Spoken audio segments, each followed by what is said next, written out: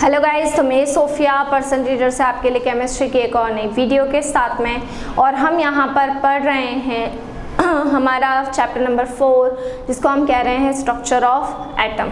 So structure of atom है class 9th का chapter number 4, और इसका जो हमारा अगला टॉपिक है वो है Bohr's model of atom. Bohr's model of atom को समझने से पहले हमने ये बता देते हैं, देखिए Dalton's atomic theory previous chapter में पढ़ी थी। उसके बाद हमने पढ़ा था रदरफोर्ड का स्कैटरिंग एक्सपेरिमेंट, और रदरफोर्ड के स्कैटरिंग एक्सपेरिमेंट के बाद में हमने पढ़ा था नील बोहर। अब हम पढ़ने वाले हैं रदरफोर्ड का न्यूक्लियर मॉडल हमने पढ़ा, और उसके बाद में रदरफोर्ड के ड्रॉबैक्स पढ़ने के बाद अब फाइनली हम आ रहे हैं नील बोहर के एटॉमिक मॉडल पर। सो पहले जे थॉमसन का मॉडल फेल हुआ, फिर रदरफोर्ड का जो न्यूक्लियर मॉडल ऑफ एटम था उसको किसने फेल किया है? उसको नील बोहर के मॉडल ऑफ द एटम ने फेल किया है। ठीक है, तो चलिए हम यहाँ पर बात करते हैं। सबसे पहला हमारा पोस्टुलेट्स जो है उसकी हम डिस्कस कर लेते हैं या बात कर लेते हैं। तो पहला पोस्टुलेट्स ये था,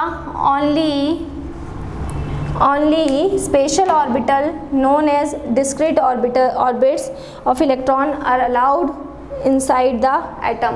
एटम के अंदर सभी तरह के ऑर्बिट्स अलाउड नहीं होते जिसमें इलेक्ट्रॉन रिवॉल्व करते हैं। कुछ स्पेशल डिस्क्रीट ऑर्बिट्स होते हैं जिनमें इलेक्ट्रॉन क्या करते हैं? रिवॉल्व करते हैं। तो फर्स्ट पॉइंट क्या हो जाएगा? Only special orbits known as discrete orbit of electrons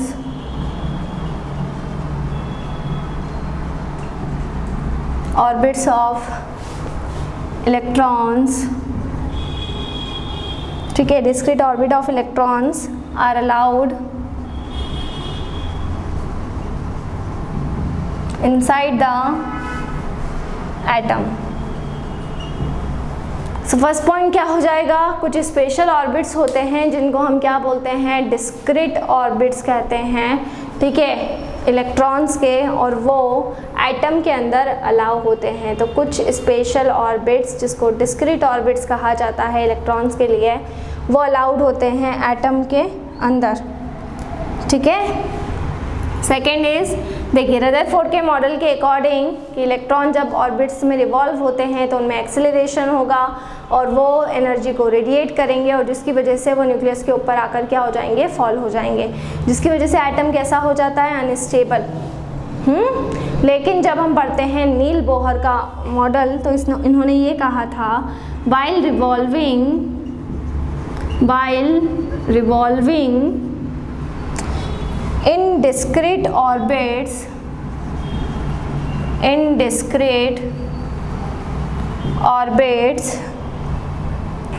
the electrons do not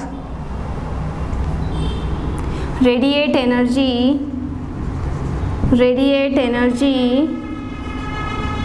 ठीक है, these orbits are called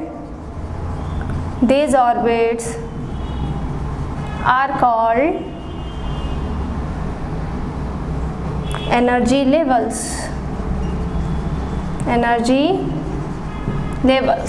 सो जब वो उन डिस्क्रीट ऑर्बिट्स के अंदर क्या होता है? रिवॉल्व होता है। सो इलेक्ट्रॉन एनर्जी को रेडिएट नहीं करता, और उन ऑर्बिट्स को हम क्या बोलते हैं?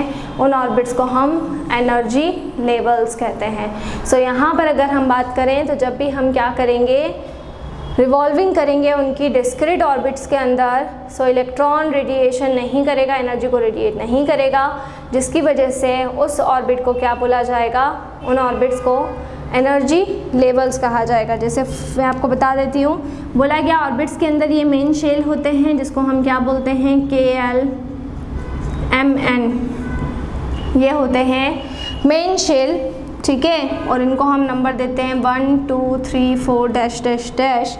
अब जैसे कि ये क्या है? ये हमारा न्यूक्लियस है ना, और ये न्यूक्लियस के आसपास के शेल्स हैं। पहला शेल, फिर दूसरा शेल, फिर तीसरा शेल, और फिर चौथा शेल। ये मेन शेल होते हैं। ठीक है, अब इन शेल्स के अंदर देखो, ये है हमारा न्यूक्लियस, ठीक है। फिर ये हो जाएगा जो मेरा फर्स्ट शेल है, ये मेरा हो जाएगा के शेल, पहला शेल, और इसको बोला जाएगा n इज इक्वल्स टू 1। फिर ये इसको बोला जाएगा दूसरा शेल जिसको बोलेंगे एल शेल, और यहाँ पर हो जाएगा n इज इक्वल्स टू 2। फिर थर्ड शेल की अगर हम बात करेंगे तो ये हो जाएगा हमारा m शेल, और यहाँ हो जाएगा n इज इक्वल्स टू 3। और फोर्थ शेल की जब हम बात करेंगे तो ये हो जाएगा मेरा n शेल, ठीक है, जिसको हम बोलेंगे n इज इक्वल्स टू 4। सो ये मेरे क्या हो जाते हैं, 4 शेल्स हो जाते हैं, k shell, l shell, m shell और n शेल। तो n is equals to 1, n is equals to 2, n is equals to 3 और n इज इक्वल्स टू 4। ठीक है, क्लियर, आ रही है बात समझ में। तो ये हमारे 4 शेल हो जाएंगे, k shell, l shell, m shell और n शेल। ठीक है, 4 शेल हो चुके हैं, और इन 4 शेल के अंदर क्या होगा, इन 4 शेल को जब हम बात करेंगे इन 4 शेल्स की, तो n is equals to 1, n is equals to 2, n is equals to 3 और एक हो जाएगा n इज इक्वल्स टू 4। तो ये 4 शेल्स रहते हैं, और इन 4 शेल्स के अंदर क्या होंगे, इलेक्ट्रॉन्स कंटिन्यूसली क्या होंगे, रिवॉल्व होंगे। ठीक है, क्लियर। अब हम बात करते हैं न्यूट्रॉन्स की। न्यूट्रॉन्स क्या होते हैं उनकी हम बात करेंगे। ठीक है, इसी में बात कर लेते हैं हम। तो ये हमारा बोहर्स मॉडल आपको समझ में आया। ठीक है, अब इसी के बेसिस पे हम न्यूट्रॉन्स की बात करते हैं। तो देखिए न्यूट्रॉन्स क्या हो जाएंगे। ठीक है, देखिए ये समझ में आ गया आपको, n is equals to 1, n is equals to 2, n is equals to 3 और n इज इक्वल्स टू 4।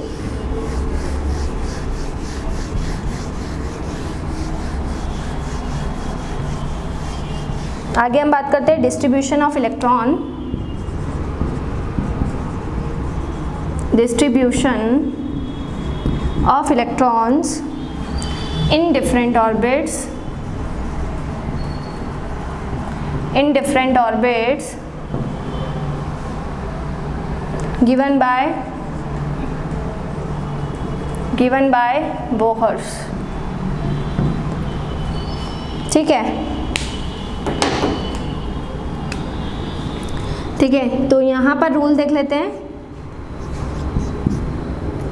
देखिए maximum number of electron present in any shell, maximum number of electron present in any shell. ठीक है, उसको हम कौन से फॉर्मूले से देंगे, 2n स्क्वायर वाले फॉर्मूले से। किससे देंगे हम, 2n स्क्वायर वाले फॉर्मूले से देंगे। कैसे देंगे 2n स्क्वायर वाले फॉर्मूले से, देखिए अगर मेरे को के शेल निकालना हो, के शेल में कितने इलेक्ट्रॉन रहेंगे, अगर मुझे ये निकालना हो तो के मेरा पहला शेल है तो मैं रख दूंगी n इज इक्वल्स टू 1। सो ये हो जाएगा 2 इंटू 1 का स्क्वायर इज इक्वल्स टू 2। मतलब कि के शेल में कितने इलेक्ट्रॉन्स रहेंगे, के शेल में केवल 2 ही इलेक्ट्रॉन्स रहेंगे, 2 से ज़्यादा इलेक्ट्रॉन्स नहीं रहेंगे। तो के शेल में केवल 2 ही इलेक्ट्रॉन रहेंगे। ठीक है, तो के शेल क्या हो जाएगा, n is equals to 1, 2 into 1 का स्क्वायर इज इक्वल्स टू में कितना हो जाएगा, 2 हो जाएगा। तो इसमें कितने इलेक्ट्रॉन्स रहेंगे, 2 ही इलेक्ट्रॉन्स रहेंगे। उसके बाद में अगर हम बात करते हैं सेकेंड की, तो वो हम ले लेंगे एल शेल। तो एल शेल क्या हो जाएगा, n इज इक्वल्स टू 2। सो हम यहाँ पर इसको इस तरीके से करेंगे, 2 इंटू 2 का स्क्वायर। सो ये हो जाएगा 8। मतलब कि जो मेरा एल शेल होगा उसमें कितने इलेक्ट्रॉन्स रहेंगे, उसमें n is equals to 2 electrons रहेंगे। तो 2 टू ज़ा 4 और 4 टू ज़ा 8 हो जाएगा। सो यहाँ पर कितने इलेक्ट्रॉन्स रहेंगे, यहाँ पर एल शेल में मेरे कितने इलेक्ट्रॉन्स रहते हैं, 8 इलेक्ट्रॉन्स रहते हैं। फिर मैं अगर एम शेल की बात कर रही हूँ, सो एम शेल में मैं कैसे निकालूंगी, तो एम शेल के लिए n इज इक्वल्स टू 3 रख दूंगी। तो 2 इंटू 3 का स्क्वायर तो हो जाएंगे 18। तो मेरा जो थर्ड शेल होगा उसमें कितने इलेक्ट्रॉन्स रहेंगे, 18 इलेक्ट्रॉन्स रहेंगे। फिर वैसे ही अगर मैं एन शेल की बात करती हूँ तो एन शेल में कैसे निकालूंगी, एन शेल में n इज इक्वल्स टू मैं 4 कर दूंगी। तो 2 इंटू 4 का स्क्वायर तो 32। तो इसमें कितने इलेक्ट्रॉन्स रहेंगे, 32 इलेक्ट्रॉन्स रहेंगे। ठीक है, अगर किसी आउटर मोस्ट ऑर्बिट की बात करें, शेल के अंदर जो ऑर्बिट्स होते हैं, तो आउटर मोस्ट ऑर्बिट में कितने इलेक्ट्रॉन्स हो सकते हैं, 8 इलेक्ट्रॉन्स हो सकते हैं। ठीक है, क्लियर। ऑर्बिट्स में, आउटर मोस्ट ऑर्बिट्स में कितने इलेक्ट्रॉन्स हो सकते हैं? 8 इलेक्ट्रॉन्स हो सकते हैं। तो ये बोहर्स के मॉडल के क्या थे? कुछ पोस्टुलेट्स थे जो उन्होंने दिए थे, ठीक है, और उसको हम नंबर ऑफ इलेक्ट्रॉन्स को हम इन फॉर्मूले से निकाल सकते हैं। ऑक्टेट रूल ये कहता है कि अगर के शेल की बात करें तो के शेल के अंदर पहला जो शेल है उसमें 2 इलेक्ट्रॉन होना चाहिए, लेकिन उसके बाद के जो भी शेल्स रहेंगे उनमें ऑक्टेट रूल ये कहता है कि 8 इलेक्ट्रॉन होना चाहिए। अगर इससे कम है तो उस केस में फिर इलेक्ट्रॉन क्या करते हैं, एटम क्या करता है, इलेक्ट्रॉन को गेन करने की कोशिश करता है। और अगर एक्स्ट्रा इलेक्ट्रॉन है किसी पर्टिकुलर आखिरी ऑर्बिट में, 1 इलेक्ट्रॉन है, 2 इलेक्ट्रॉन है, तो वो उसको रिमूव करके स्टेबल होने की कोशिश करता है। सो ये कुछ रूल्स थे जो बोहर्स मॉडल ऑफ एटम ने दिए थे। इसके बाद में कुछ डेफिनेशन इसी के बेसिस पे दी गई, उनको हम नेक्स्ट वीडियो में स्टडी करेंगे, ठीक है, क्लियर। सो ये मैंने आपको बोहर्स का मॉडल पढ़ाया, आपका चैप्टर नंबर 3 का स्ट्रक्चर ऑफ एटम का, नील बोहर का मॉडल, ठीक है। अच्छा, इस मॉडल के बाद में भी एक मॉडल और आया था जिसको हम कहते हैं क्वांटम मैकेनिकल मॉडल, लेकिन वो अभी आपके सिलेबस में नहीं है। आपके सिलेबस में केवल बोहर्स मॉडल तक ही है, और इसके बाद में जो आपका क्वांटम मैकेनिकल मॉडल है वो आप 11th क्लास में जब जाएंगे तो 11th क्लास के अंदर वहाँ पर आप क्वांटम मैकेनिकल मॉडल को स्टडी कर पाएंगे। सो ये यहाँ तक देखिए हमारे 3 मॉडल हुए हैं। सबसे फर्स्ट हमारा मॉडल क्या था? सबसे पहला हमारा मॉडल था जे थॉमसन का मॉडल, जिसको किसने फेल किया? सबसे पहले तो हमारी एटॉमिक थ्योरी आई। एटॉमिक थ्योरी थी जॉन डाल्टन ने, फिर उसके बाद में मॉडर्न एटॉमिक थ्योरी थी, लेकिन वो बाद में बनी है, बहुत बाद में, जिसको हम अभी तक फॉलो कर रहे हैं। देन सेकेंड चीज़ हमारा जो फर्स्ट मॉडल आया वो जॉन डाल्टन ने आया। इलेक्ट्रॉन की खोज जॉन डाल्टन ने की थी, जबकि प्रोटॉन की खोज गोल्डस्टीन ने की थी, ठीक है। तो फर्स्ट मॉडल को फेल किसने किया? रदरफोर्ड ने। रदरफोर्ड लेके आया अपना स्कैटरिंग एक्सपेरिमेंट, और उसके बेसिस पे उन्होंने जो मॉडल दिया वो था Rutherford nuclear model of the atom. वो क्या हुआ? वो फेल हुआ। वो क्यों फेल हुआ? क्योंकि उसको किसने फेल किया? नील बोहर ने फेल किया। सो नील बोहर अपना अगला मॉडल लेके आए, ठीक है, और नील बोहर के मॉडल ने उस मॉडल को फेल किया। उसके बाद में हमारा आया क्वांटम मैकेनिकल मॉडल, लेकिन क्वांटम मैकेनिकल मॉडल आपको नहीं पढ़ना है। आपको नील बोहर का जो मॉडल है आपको यहीं तक स्टडी करना है, ठीक है। तो बोहर्स मॉडल ऑफ एटम ये यहाँ तक के जो टॉपिक है कंप्लीट हुए। अब इसके बाद में इसका एक दो टॉपिक और बाकी हैं, उसको हम कल स्टडी करेंगे। और आपको मेरी प्रीवियस चैप्टर अगर पढ़ना है, चैप्टर नंबर 1, चैप्टर नंबर 2 और चैप्टर नंबर 3, तो आप उसको प्रीवियस वीडियो सेक्शन में जाकर पढ़ सकते हैं। सो घर पर रहें, सुरक्षित रहें, बाहर ना निकलें, बहुत ज़रूरी हो तो ही बाहर निकलें। इसी तरह से जुड़े रहिए हमारे साथ में, वीडियोस को लाइक करते रहिए, चैनल को सब्सक्राइब करना ना भूलें। और अगर आप हमसे ऑनलाइन होम क्लासेस पढ़ना चाहते हैं सो हम आपको ऑनलाइन होम क्लासेस की फैसिलिटी भी प्रोवाइड कर रहे हैं। हमसे ऑनलाइन होम क्लासेस पढ़ने के लिए डिस्क्रिप्शन में जाकर सारी डिटेल्स ले लें और हमसे कांटेक्ट करें। घर पर रहें, सुरक्षित रहें, बाहर ना निकलें, बहुत ज़रूरी हो तो ही बाहर निकलें। Stay home, stay safe. Thank you so much.